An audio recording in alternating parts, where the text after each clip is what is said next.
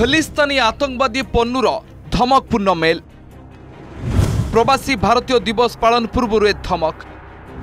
वरिष्ठ सांबादिक भुवनेश्वर बासिंदा को देइछि धमक।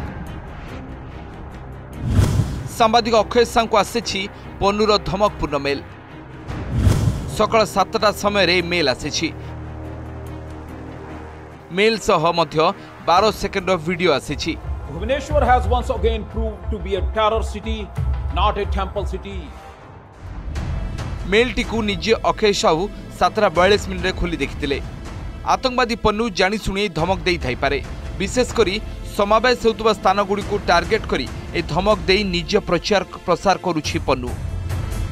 तेबे एहा मिछ धमक कि मिछ मेल बोली ग्रहण करा जाय पारेनी।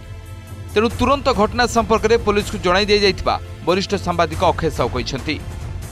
तो माने गोटे प्रकार आमे कहिपरा जोटी जोटी बहु गोटे बड़ समावेश होचे, जोटी आपनकर भक्त हुअंतु बा अधिकारी हुअंतु से जोटी एकाठी होचंती, तो से ओकेजन गुडा को से भलो भाबरे बाछुची एथि पई जे गोटे बड़ा मेसेज देबो। कोन खेती करिवो न करिवो अलगा कथा से जानि छै, किछि सेमि खेती करि परिबो नै, किंतु गोटे मेसेज प्रेरण वार्ता प्रेरण करने खलिस्तानी मूवमेंट संपर्क में जो खलिस्तानी मूवमेंट तो ये स्थिति बर्तमान गोटे उपजी ए मेल जन को आसी ना एकाधिक व्यक्ति को आसी। तो आमर जेहेतु सचेतन नागरिक हिसाब से आम समस्त सरकार दृष्टि आपण माध्यम आनिबार आवश्यकता रही। जनवरी 8 रु 10 तारिख पर्यंत भुवनेश्वर हेबाकु जाउछि प्रवासी भारतीय दिवस। देश बाहर प्राय 3000 अधिक प्रवासी कार्यक्रम में जोग देबे। एथिमे पुलिस प्रशासन सुरक्षा व्यवस्था को कड़ाकड़ी करने को प्रस्तुति चलाई।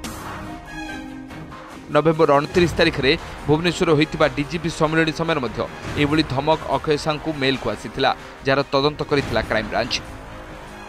तदंतरु जଣା पड़िथिला जे मेलटे बाहरु आसीथिला बोली। Report OTV.